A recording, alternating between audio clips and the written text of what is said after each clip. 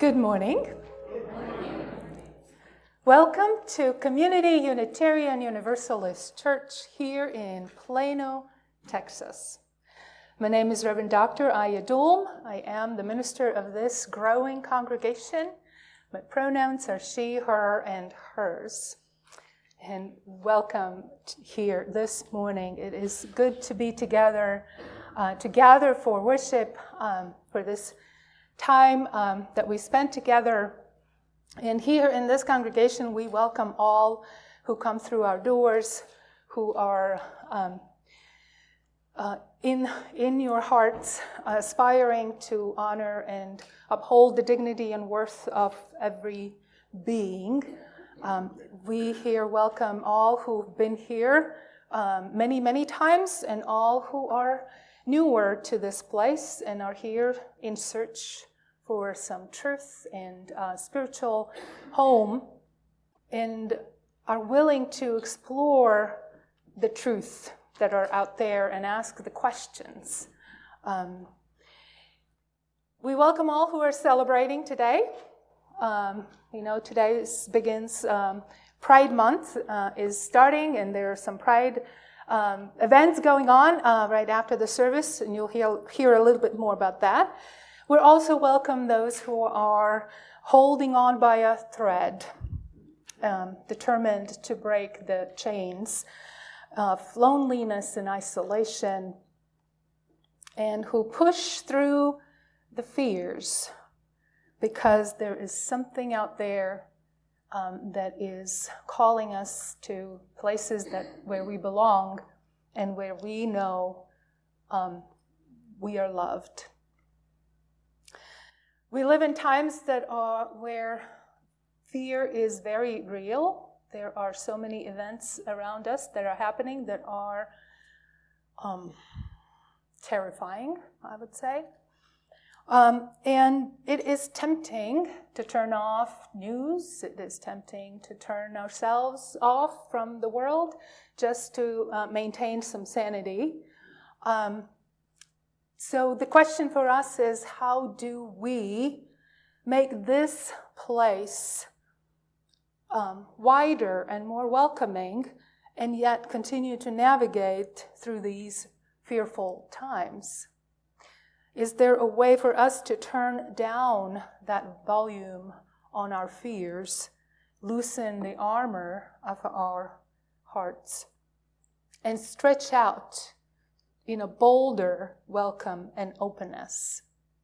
These are the questions that we will explore today during the service. Wherever you are on your journey, you are welcome here. The words for worship comes from Amy MacKenzie. Welcome to this common sacred space. Common because we are all welcome. Sacred because here we transform the ordinary and attend to the profound. We carry with us our regrets, doubts, fears, stories, laughter. May they inspire our worship. Above all, may we each meet what we need most to find. On this day, in this common sacred space, let us worship together. We will begin by lighting our chalice, our symbol of Unitarian Universalists, and Arne Hagerhorst will light it for us. I breathe in the warmth of this light, its glow filling the spaces where fear and doubt reside. I breathe out the tension I carry. I release what no longer serves me. I breathe in the strength of our community, a sanctuary of diverse voices and shared purpose.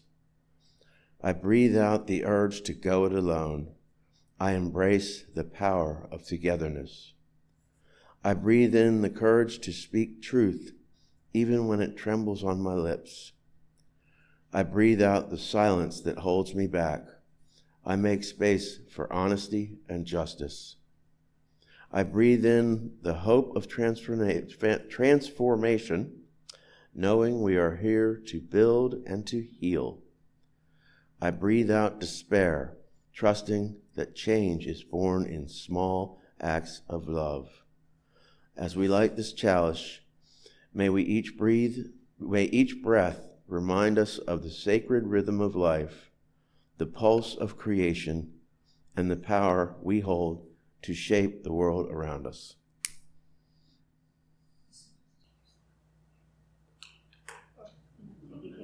We can do it our ways, right? Thank you, Arne. I invite us to join in the covenant, and it is a promise that we make to one another about the ways we will walk together. Please say it with me. Love is the spirit of the church, and service is law. This is our great covenant, to dwell together in peace, to seek the truth in freedom, and to help one another.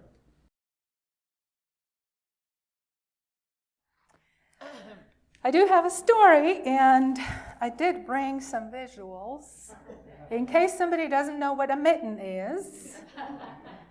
These are, of course, they're handmade. They're knitted from Latvia. If you want to touch them, they are wool, so they're pretty rough on your skin, but they are warm. That's what you want in the summertime, so I will have them up here in case somebody's cold right now. But this is a story, this is a folk tale that comes from my heritage. It's a Latvian folk tale. And it goes like this. Once upon a time, there lived an old man. On a very cold winter day, he went to the forest to cut firewood. Those were the days before the gas and electricity was part of our houses. He wanted to light his pipe and was looking for it. He was looking for tobacco and a lighter in his pocket. And while he was looking, he lost one of his mittens.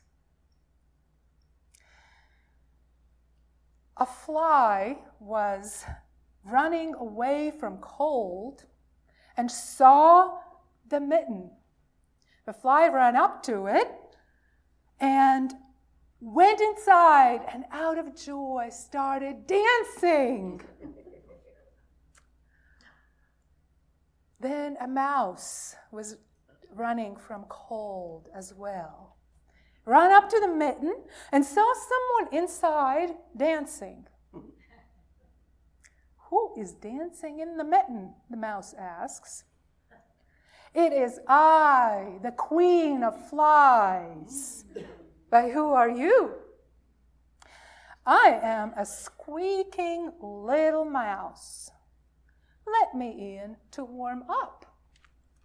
Sure, come on in and warm up. So the mouse also goes in the mitten, and they both start dancing.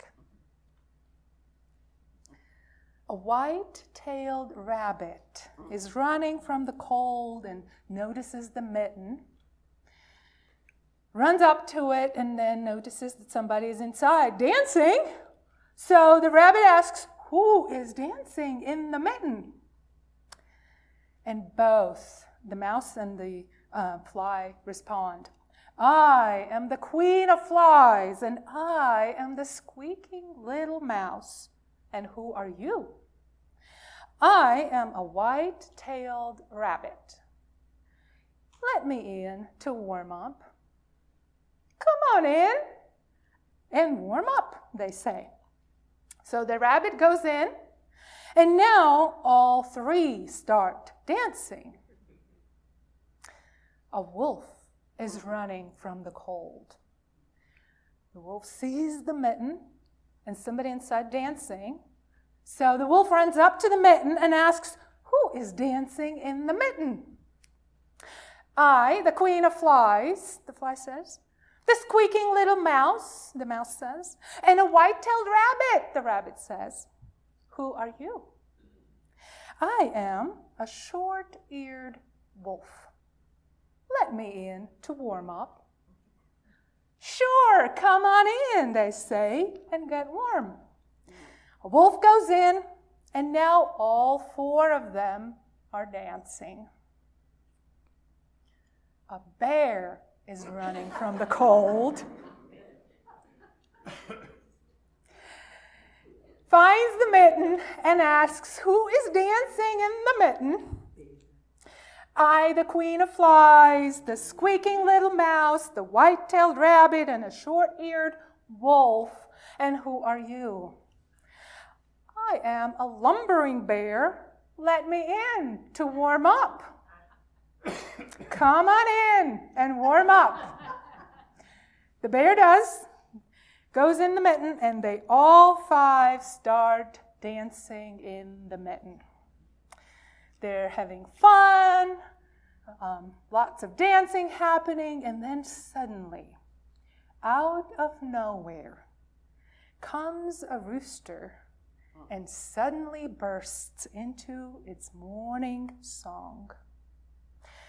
The dancers get all frightened and with force try to get out of the mitten. The queen of flies goes to the king's palace, the mouse to the potato cellar, the rabbit hides in oats, the wolf in the bushes, and the lumbering bear in the forest. But as they run, they tear up the old man's mitten. And to this day, the old man is walking with only one mitten.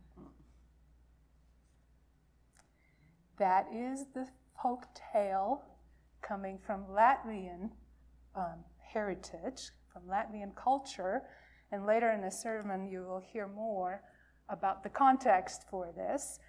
But I'm wondering if you noticed what caused all the damage. Fear. Fear caused all the damage. Yes. So the story, the message for all ages that we heard earlier is the Latvian folktale about a mitten, an old man's mitten. And if you have looked up anything about Latvia, then you know that it is a small nation in Europe with about 2 million people, much less than Dallas. It is surrounded by many different cultures. Some small, almost the same size as Latvia. Some very powerful. And throughout history, Latvians have had to navigate different powers who attempted to rule over them. Some of these powers came with threats and aggression and violence, spreading a lot of fear among people. So it's no surprise that a folk tale, a story usually told to children, talks about what fear is capable of doing to those who are experiencing it. In this story, a mitten gets lost, but lost is not lost because someone else finds it. And the mitten becomes a cozy shelter on a cold winter day for the queen of flies, a squeaking little mouse, a white-tailed rabbit, a short-eared wolf, and even a lumbering bear. Nobody is refused shelter, and all animals join in dancing. This strong unity suddenly comes under a threat. The rooster's morning song frightens the animals, causes a disaster, and ruins their unity. All the friends get so frightened that they jump out of the mitten and run to escape so vigorously that Mitten bursts. There are no news afterwards about the fly living in the king's castle, or the mouse in the potato cellar, or the rabbit in the oats, or wolf or the bear. The only thing that we know for certain is that the old man is walking around with only one mitten. This fairy tale, just like others, delivers its moral message in a seemingly funny and humorous and yet a sad manner. The lesson of this worldly wisdom teaches that every human being must learn to include all living things in the circle of their respect, compassion, and empathy, to lend a helping hand to the miserable, to support and to assist. These are the values that have underpinned the human relationship and helped people survive wars, crises, and other calamities that have brought them down. These qualities conjure up a cozy and welcoming atmosphere. They provide rescue in the hour of evil to those who are wise enough to unite. And that is why, though they were quite squeezed and cramped in that mitten, the bear, the wolf, the rabbit, the mouse, and fly, they can dance in a perfect unity. It's a large mitten. They are brought together by fate to become a part of that great reality called life. This fairy tale can be extended to the world of grown-ups as well. Sometimes we engage in that role play representing, kind of symbolically, a bear, a wolf, a rabbit, a mouse, or a fly. And we see and witness how destructive the lack of unity turns out when the rooster raises panic and commotion by its crowing in the morning. When people are not united, when their daily routine makes them forget about compassion, kindness, the old man's mitten, amendable and broken, is all that is left behind. Fear is among the 7 most powerful human emotions that are able to impact our behaviors. It is an overwhelming emotion, and it serves as a survival mechanism. Fear can be a powerful motivator, prompting us to take action in order to protect ourselves. And because fear is tied directly to amygdala, it overrides our rational thought, alters our physical capabilities, and forces an immediate action or reaction, fight or flight. We have our personal fears, fears of spiders or of heights, fears of appearing foolish in front of others, deeper fears of losing a loved one, of death. We're also witnessing so many events around us that threaten our sense of safety, increase our fears about what else is going to happen to this country that we love and care about, and wonder if there is anything we can do about. The central question that is raised in this folktale is whether the society should organize itself around people's brighter hopes for their collective welfare or around their worst fears. The authoritarian personalities that become charismatic leaders use fear as a trade currency. Without them, they insist, the society would collapse.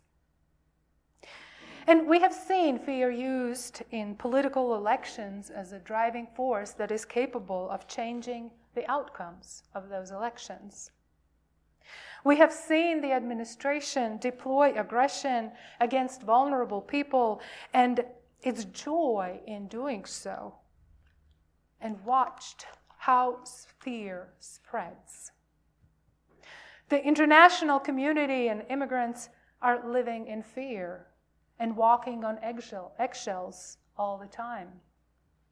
The wrongful deportations and government's refusal to reverse this life-altering mistakes marks a constitutional crisis. There's a legal framework created to silence universities and press who could educate people and encourage them to think for themselves. And all of transgender community lives in fear. People in the non-binary community know that attacks on some easily become attacks on all of them. Fear only increases when we see the legal establishment not doing much to defend people against the government overreach. So it seems that our society is organizing around fear, an emotion that feels bad. Fear takes away our sense of having power and agency. It takes away our rational thinking abilities. For this reason, many convert fear into anger, because that helps to restore agency, direction, self-esteem. Pledging loyalty to a dynamic leader seems to the supporters the surest route to regain that personal power that they feel is slipping away. The other option, organizing around collective welfare, this option is at the core of the Freedom from Fear movement. This is among the goals that drive the human rights movement and liberalism.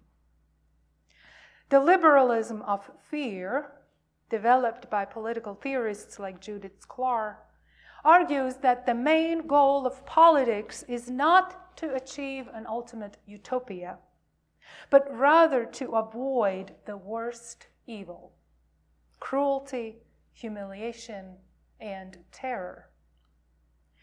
This work relies on two aspects: protecting the rights of minorities and controlling force. Liberalism regulates and modifies police and military powers through legally enforced rules of fairness, removing arbitrary violence. How do we here navigate through these fearful times and make this place wider, safer, more inclusive, with less terror and cruelty? How do we turn down the volume on our fears, loosen up the armor around our hearts, and stretch into a bolder welcome, a radical generosity of our hearts? For us as Unitarian Universalists, freedom from fear is a deeply spiritual and theological concept. Our faith teaches that genuine security and courage come from within. Our theology of love is based in a theological anthropology, that doctrine about human beings that teaches inherent worth and dignity of every being. This theology is that urges us to replace and intentionally remove fear from the center of our lives and to replace it with love and brave soul work to face interpersonal and systemic anxieties. This practice of confronting fear to find courage to love, act, and be is our spiritual practice. It is out of this theological stance that many of the proposals to engage social justice work comes. We have campaigns toward overcoming these societal fears that drive marginalization. The Unitarian Universalist Association, we abbreviate and say it UUA, emphasizes a religious mandate to defund fear. It re-examines how safety is viewed and challenges systems of oppression by moving away from the instinct to criminalize our neighbors. The UUA has issued a response to the most recent administration's action by the Department of Defense that removed 180 separate religious affiliations from the U.S. military list of religious affiliation codes. This eliminates the code for Unitarian Universalists, humanists, atheists, and pagan traditions, and many, many others. From now on, UUs will be categorized broadly under other in the military's religious affiliation codes. This may make it more difficult for our uniformed UUs to access the spiritual care that they need. In this UUA statement, it says, "No government action can erase our faith or lessen the powerful and necessary grounding it provides to those who serve." The UUA leaders are working on, together with UUA Council and partners, with the other variety of faith traditions, to craft a strategic response. And we hope that once we learn of it, we'll be able to share with everyone about the impact of this Department of Defense new policy. We know, you know, we cannot eliminate fear. The thing that we can do is to learn to navigate it in ways that allow us to engage in behaviors that are consistent with our values. We can learn to test the origin of our fear, because quite often our fear is not rooted in real danger. It comes from a perception of threat. For example, believing that an immigrant or a transgender is threatening our livelihood is simply misguided fear. And yet it has far-reaching consequences for the lives of many. We can learn to push ourselves to be in alignment with our goals, with our values, to uphold the dignity and worth of every being. There is a difference between those who appear to be fearless and those who are afraid. And the difference is that those who appear to be fearless push through to the other side with actions that align with their goals and values. Fear can destroy us. And the one recourse we have is to confront it, to work through it, so that we can be united and find harmony in our relationships. So on this first Sunday of the Pride Month, can we push ourselves to put aside sadness and join together in dancing. We have often been dancing down the road through difficult challenges, difficult experiences. We have worked together. We have cared for one another. Can we allow that old man's mitten remind us of warmth and give us courage to welcome and embrace in radical ways that show that our desire for unity and well-being is stronger than our fears.